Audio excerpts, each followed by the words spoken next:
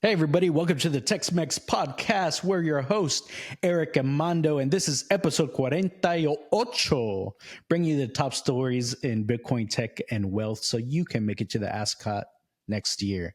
Dale. Dale. Dale.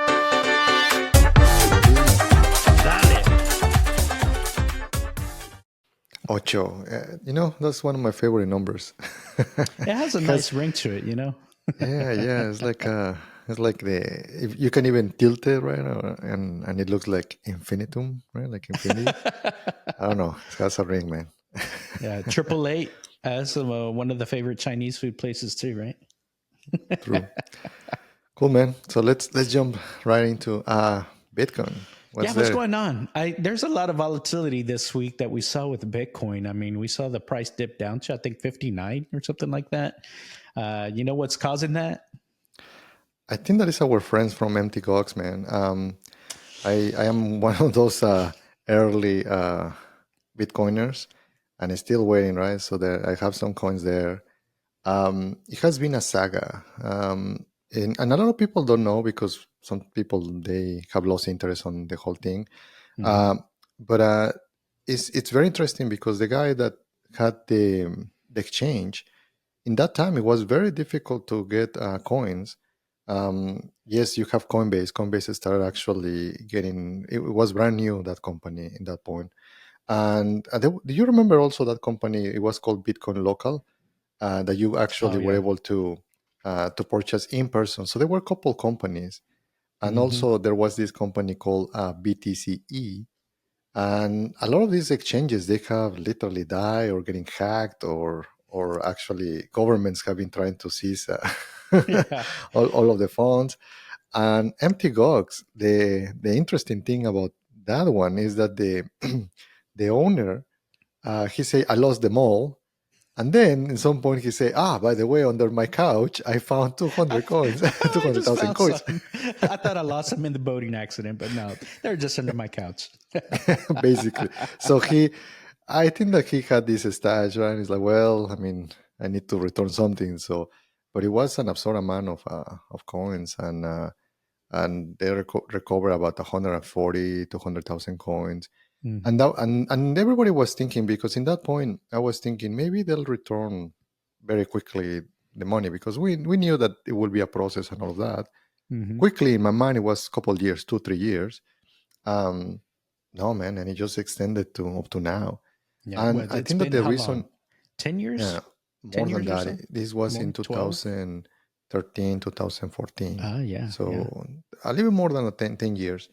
And I think that also there are lawsuits in the middle, and the trustee, everybody hates the trustee because he takes a lot of times, like, I'm going to write every single name by hand and send it on his snail mail, right?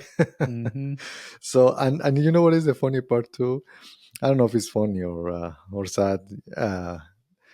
Pick your choice, right? So, but basically, when he started paying cash, because he gave an option to people: do you want to be paid in cash or only on Bitcoin?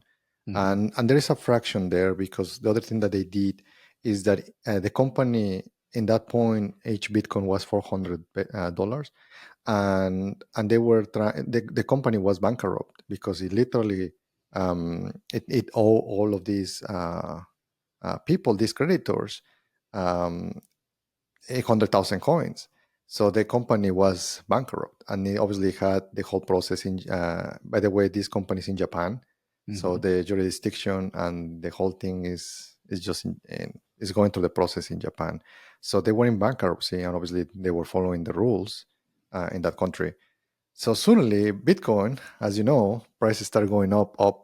So in some point, it was not bankrupt. In some point, it actually had enough money to be able to repay everyone with because everybody just put it on $400. So what the trustee, I think that it was good. A lot of people didn't like it, but I think that, I mean, at the end of the day, it was good. I remember that that the number, it was in $10,000. And then the trustee, what he did is just he sold a chunk of bitcoins in order to be able to make sure that he has enough cash to pay all of the coins for everyone, for every person. So in that way, he was able to convert from bankruptcy to basically put in a civil rehabilitation in order to be able to repay. And there were companies that they were trying to take advantage. There's a company that is trying to take advantage and sue MTGOX, and that's basically what has slowed down the whole process. Well, it's been like you said, it's been a saga. And so if it's been over, maybe 10, 12 years, people have been forced hodling these coins. I'm sure there's a lot of excitement about people getting their coins. They're like, hallelujah, I'm getting my coins back. But here's the thing. So we mentioned that there's these price swings going on this week. So a lot of people are thinking, these folks that are getting some coin back, I don't know, maybe 20% of their coins back, or at least of the value, they're going to see maybe they might start selling, and so there might be a little bit of downward pressure. So I think that's why we saw a little bit of the value of Bitcoin go down a little bit, down to 59. It did recover fairly quickly, but once this news came out that in July, MT Gox is going to start giving some Bitcoin back to creditors or people that had their money in there. Mm-hmm. I think that's what's causing some of this. So really good news for the people that were forced hodling, because really, if they went bankrupt when Bitcoin was just $400 and right now we're talking about $60,000 Bitcoin, they've appreciated quite a bit. And maybe if they're getting 20% back of their holdings, a lot of people, they could have had 20, 50, 100, 500 Bitcoin in there. They're getting 20% back. They're still getting a lot of money back. So this is good news in general. A lot of people, maybe some people need to sell some of it, so there might be that downward pressure. So watch out for that in July. But I think in general, it's pretty good that this whole story, this whole saga, it's all coming to an end finally, and we can turn the page on the chapter. MT Gox was really one of the biggest collapses for Bitcoin. A lot of people thought when MT Gox collapsed, that was going to be the end of Bitcoin. People really thought this is killing Bitcoin. And so that obviously caused the price to go down at that point too. But Bitcoin's very resilient. People still hodled on, and we see now that we're at $60,000 Bitcoin and growing. So it's really cool to see. This is a kind of I would say even a historic moment in Bitcoin, because it is closing that chapter and really moving forward on from this MT Gox scandal that happened with Carpelas and in Japan all those years ago. Yeah, and there were a bunch of interesting things that happened in the time. There was this company called Bitcoin Builder. It was owned by this guy, John Josh. Or it has this one of those weird things that it has almost two names, right? Josh Jones or something like that. And this person started trying to do some arbitrage, because some people were panicking. It's like, hey, I want to get at least some money from the exchange. And then basically he created a second market. Then he was literally getting some of those coins for like $100. And then he was reselling them, and another person was trying to buy those. Like, oh, I'll wait.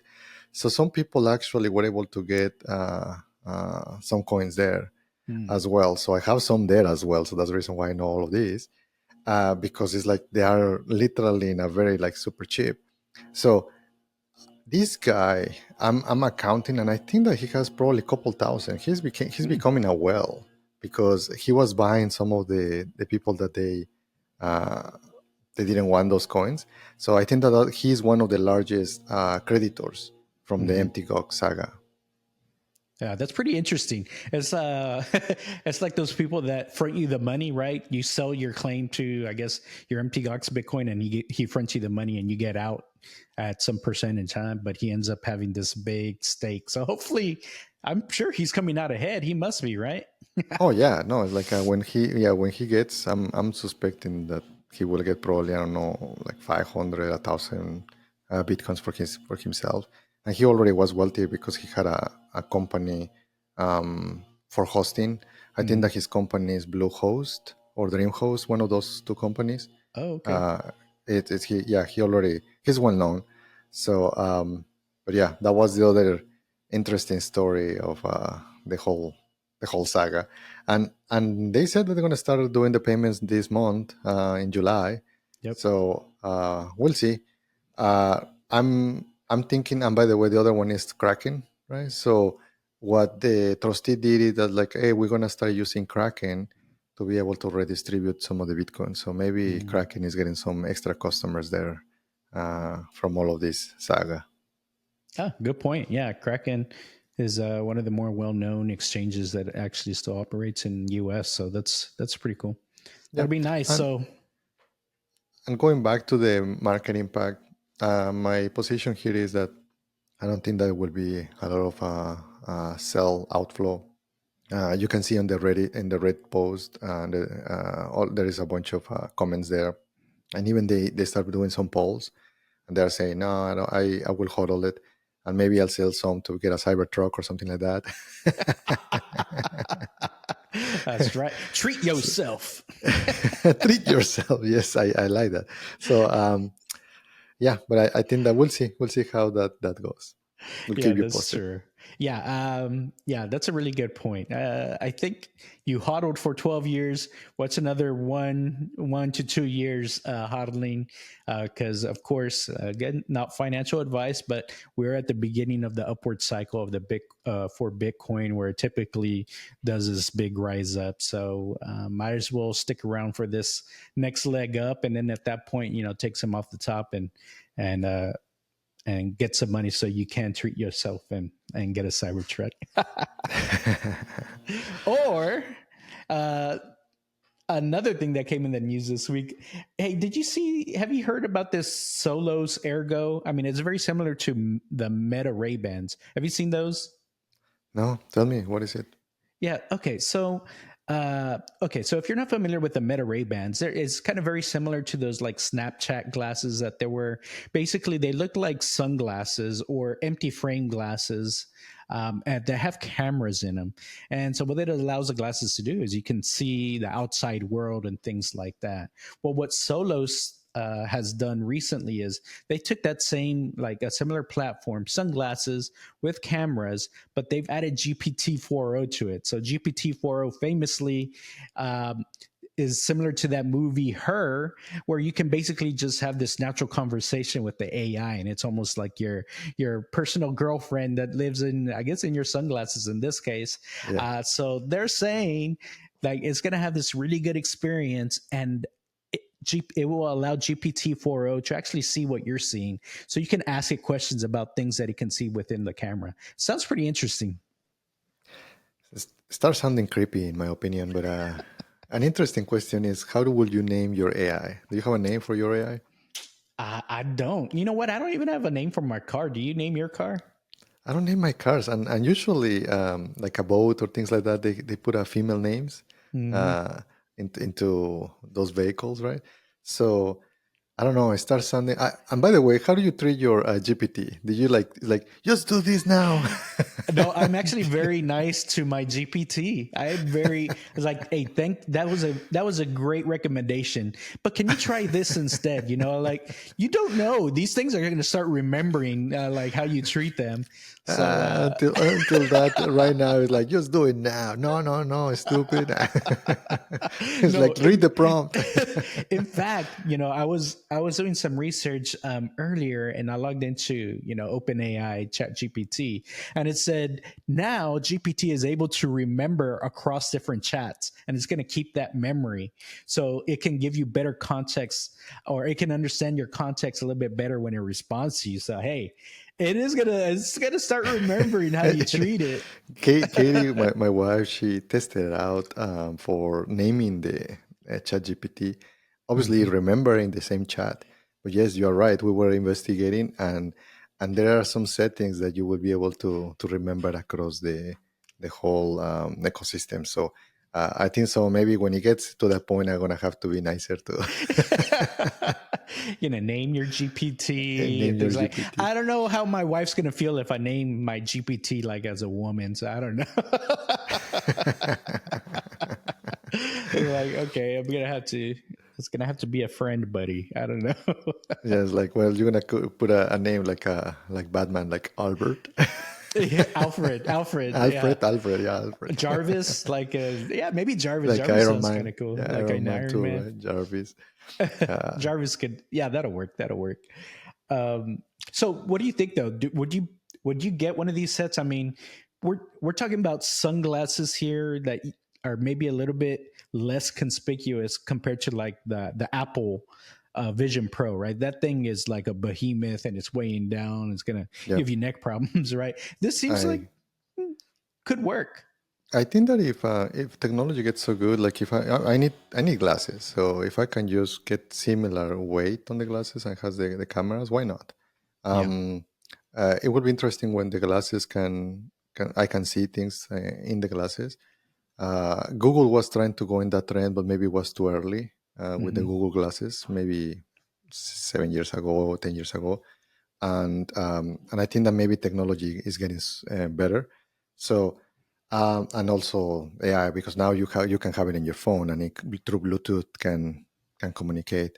Um, I am curious. I probably will use it. Obviously, I'm a techie, Hmm. but I am curious more on the social behaviors. I feel that people is lonely, and now talking to your AI maybe will force you to not to even talk to people, right? So it's like, um, and that's what I'm more concerned on how people are, because we saw that with social media.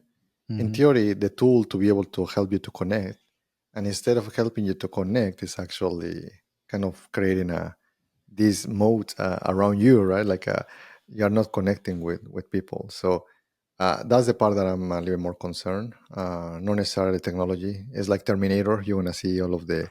It's like, this person is like this, and maybe weighs this because he's estimating. Oh, you made Eric angry, right? Because you call him fat, right? So, so it's like whatever, you see the Terminator like is this person is drunk, right? Yeah. 90% that he will punch you in the face. I think it's interesting. Like you're saying, maybe this Jarvis on your face can be used as a coach. I mean, I don't know. I think I'm willing to try it. Like, so these Solos AirGo Vision is what they're called. They're being sold for $250, it seems, which seems like a very reasonable price, especially in comparison to the $4,000 like Vision Pro. Yeah. Um, now here's the thing: they look normal. I mean, you mentioned or you alluded to the Google Glass from like a decade ago, right? But Hmm. that one had like this weird projection looking thing in Yeah. front, so you could definitely tell like it was something different, and it would probably weird out a bunch of people. But this, I think the main thing that you could see is maybe a little bit of a camera, but only maybe when you're face to face. But as long as I think it has this LED that it lights up to let you know that it's either recording or doing something with the AI. So as long as that light doesn't light up, maybe it can be pretty inconspicuous, and it's just like any other thing. So people aren't going to be weirded out when they're face to face with you. So maybe it'll help, and people can use it. Like maybe there's people that have social anxiety. It can talk them through certain things, or you can just who knows how people are going to start using it. But I think it's pretty interesting, cheap Yeah. enough just to give it a try. Um, do you watch the show Black Mirror? Yeah, I've seen that one. It has several of those. It's creepy though because it's recording everything, right? Everything that you're Oh, you're seeing. right. So Hmm. it's like it's just recording. So uh, I think that is in an illusion privacy, because I think that everything is there in the systems, right? Google knows when you're going to the bathroom. It's like You're they know absolutely everything. So right. so Yeah. they have a lot of data. So um, and Apple is trying to say, yeah, we care about privacy, but they also Mhm. have the information, and systems get hacked even by employees. So Yeah. we'll see how all that turns out. That's a really good point. I am seeing these things. I wish there was something that was completely local. Like it did not connect to the internet, did not have to reach out to the main services, right? And it ran completely locally. It can maybe have its own different chip, its own, just so it's completely isolated and you have your privacy. I think that might be a good approach because you're right. I mean, if you're wearing this thing, you got to go to the bathroom. I mean, yeah, you gotta take your glasses off and put them away. Otherwise, there's gonna be some perv out at Apple.com or at Google that's checking you out as you're using bathroom. Like, yeah, that's because these you're gonna forget you have them on. I mean, I can already see that happening, right? That's gonna be a little awkward. It was like, oh, you're streaming a little bit to the left. You need to adjust to the right. It's coaching you as you go. Yeah, yeah. We'll see how that technology. There are other things to get worried, right? Like I think that is still more regulations on AI is important to remove biases. Um, I really like the new algorithms that they are getting open source. That's pretty good from different companies. So instead of OpenAI, which is close AI. Yeah, it's not Right, so, really open, right? Not yeah, it's anymore. not open. So yeah, good advances there in AI. Yeah. And so I'm just hoping like this thing is not going to be a flop. I mean, I've never heard of Solos as a company. Meta Ray-Ban is out there, so maybe they can improve. But I know there's already been a couple of other devices that, like, I forget what it was called. There's one that was basically a copy exactly of her, but the thing barely worked. I think Marquez Brownlee did a review of it. He's like, no, this thing sucks. Don't waste your money. It's not any good. So hopefully these companies are seeing that people aren't going to buy junk and really something that's of at least a little bit better quality, something that'll hold up at least a year or two, so you get your money's worth. Especially in this, AI is improving so fast, you're likely not going to have something for 5-10 years, right? Yeah. But hopefully it lasts a little bit. Speaking of lasting a little bit, okay, Tesla. I feel so bad because I feel every time I bring up Tesla, it's something bad. So I'm going to end it with something good this time, but I got to start off with the bad. Okay. So Tesla in the news recently, Cybertruck, 2 new recalls, and these are like physical recalls. These aren't just like software update recalls. These are real recalls. Did you hear about these, Mando? I only saw one, and they call it the big ass wiper, right? The big ass wiper. It basically has an issue. That was the one that I saw. But guess what? They are still not convincing me not to get my Cybertruck. I still want my Cybertruck. That's true. Yeah, you gotta mess up a little bit more than the wiper and the pedal and the trim piece to keep me from getting a Cybertruck. But yeah, for those of you that didn't see it though, it seems like the because it's a big ass wiper, right? They have this monstrous, I don't know, 4 or 5 foot wiper. I'm not exactly sure how big it is, but it crosses the whole thing. And of course, if you know the Cybertruck, it's got a big old windshield in the front. It's overheating. It's working too hard. So I guess they have to put a bigger motor or adjust the current through there. So it had that recall. They did have to pause deliveries this week, by the way. But I think they're already picked back up to address these. And I think it affected 11,000 Cybertrucks. Not all Cybertrucks, but a good portion of them that were affected by this recall. And the second recall is like this trim piece that's in the back. I think it's where you go push the to open and close the tonneau cover. Apparently, there's a trim piece that flies off. That's not cool either. So hopefully they figure that out. Hopefully it's more than just some super glue. I think we've seen some of the fixes that they've done, like what we saw with the pedal. They just we just put a screw through there. I hope there's something a little bit more permanent than that. Dude, did you saw on the internet there is this guy, a Mexican fellow.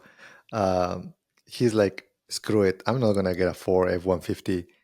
He got a Cybertruck and he's using it for contracting work. Like literally, he put actually some of he modified it in order to just, I'm gonna use this for work. Yeah, he's real. I saw him on TikTok. He's real popular.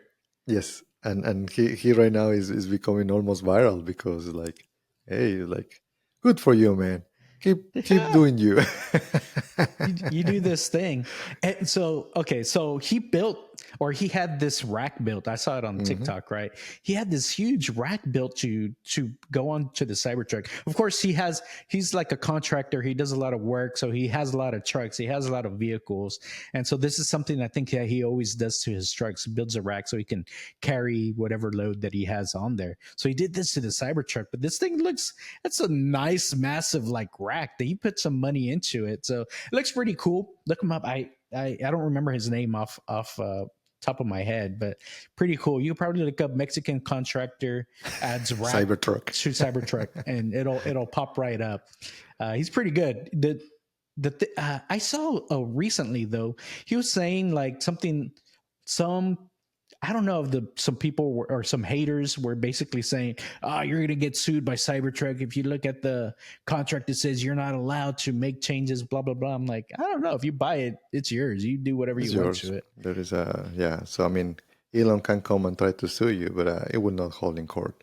Yeah. It's like, Well, bro, it's like, yeah. You I can sue mean, for it's like, anything, right? It doesn't sure. I really mean, matter. that allows the government allows you to sue, but that doesn't Hmm. mean that he will win, right? They will have to go into court and settle. But yeah, that's I see it as a frivolous lawsuit, right? Again, Yeah, we are no exactly. lawyers.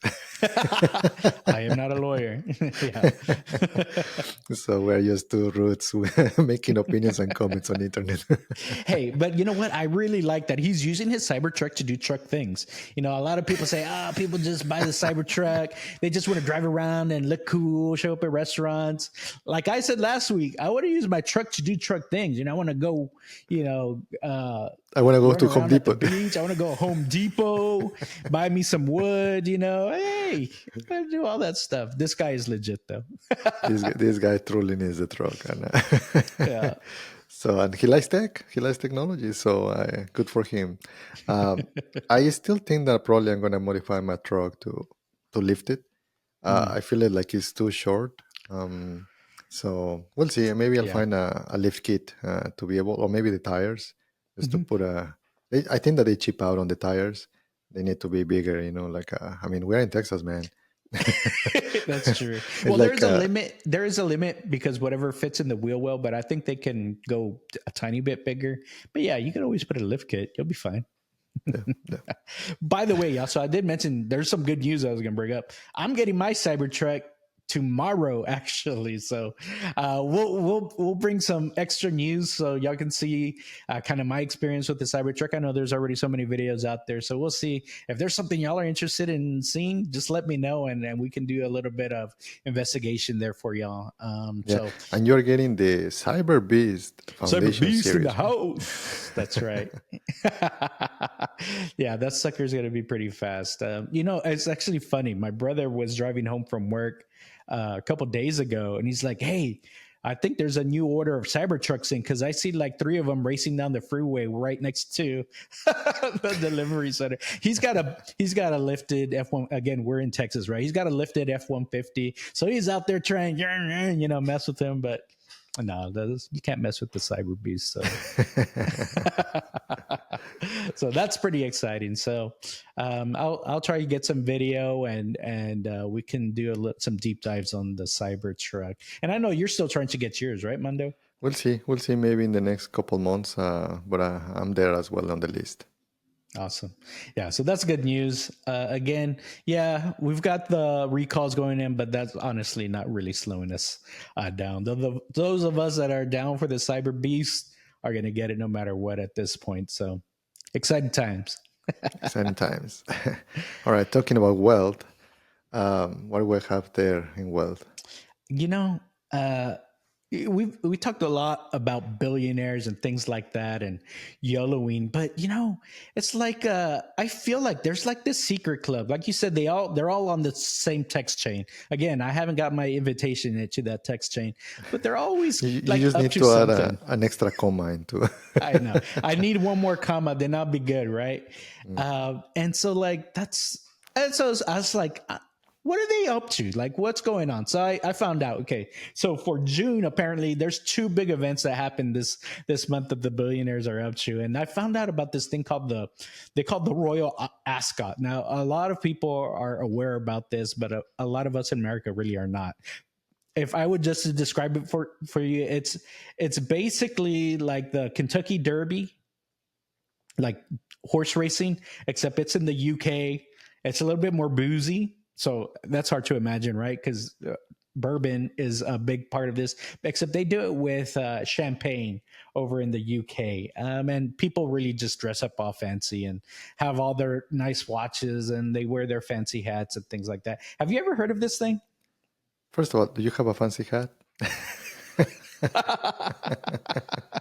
I do not have a fancy hat. No, you know what? I don't have one, but I do have several. I have that peso pluma hat, like Mhm. the little Is that cap. fancy?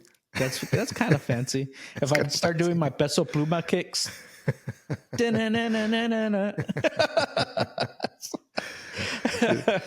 You know, everybody gives a hard time to the peso pluma guy, but look, I really think that he's I mean, he was with he's getting international, right? He got out of Mexico, so Mhm. he's bringing a lot of the music and some of the instruments that is very peculiar about some Mexican music, like even back on those days.